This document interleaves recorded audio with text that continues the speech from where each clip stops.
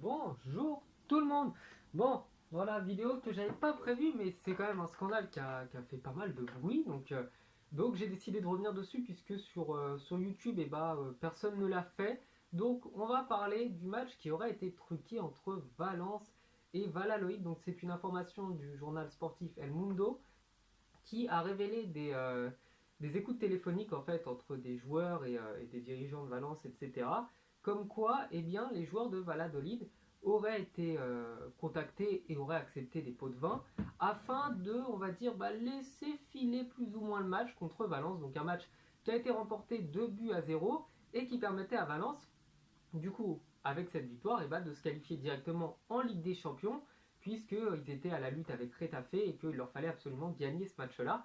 Donc, il faut savoir un truc, c'est qu'à peu près 7 joueurs de l'équipe, dans le match, auraient été corrompus de cette manière, et que les 2 buts à 0 de Valence, en fait, sont quand même assez suspects parce qu'il s'agit de 2 erreurs.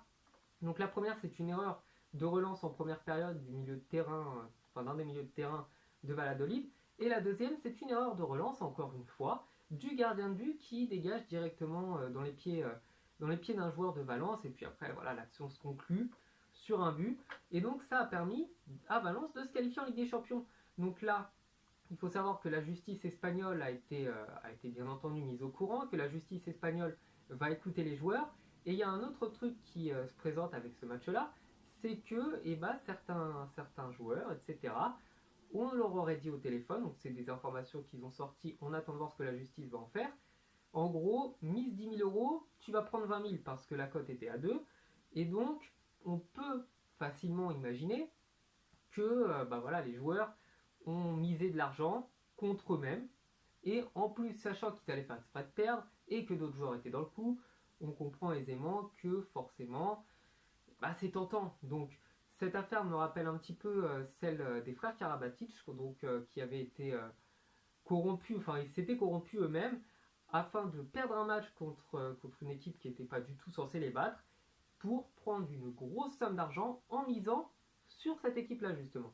Donc, c'est une affaire qui fait beaucoup de bruit, c'est une affaire qui est très très malheureuse parce que on est loin des valeurs du football, donc le football n'est pas la corruption. Non, je suis désolé, c'est pas envisageable quand on est joueur de foot professionnel d'accepter des pots de vin parce qu'on est censé être joueur pro pour vraiment l'amour du football, pour se battre pour ce sport, pour donner le meilleur de soi-même et puis accessoirement aussi donner un bon exemple aux enfants, un bon exemple à la jeunesse, les valeurs sportives, la combativité, etc.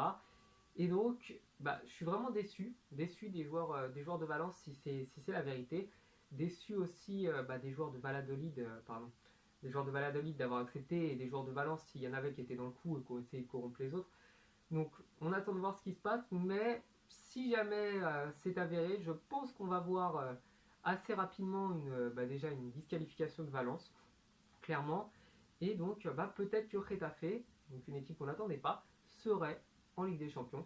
Donc voilà, je voulais revenir sur cette actualité et donner un petit peu mon point de vue dessus. Donc j'ai pas mal de vidéos sur la chaîne si vous ne connaissez pas, donc n'hésitez pas à aller la voir. Et je vous dis, faut que je me lève, je suis vieux. Je vous dis à la prochaine, à bientôt, ciao.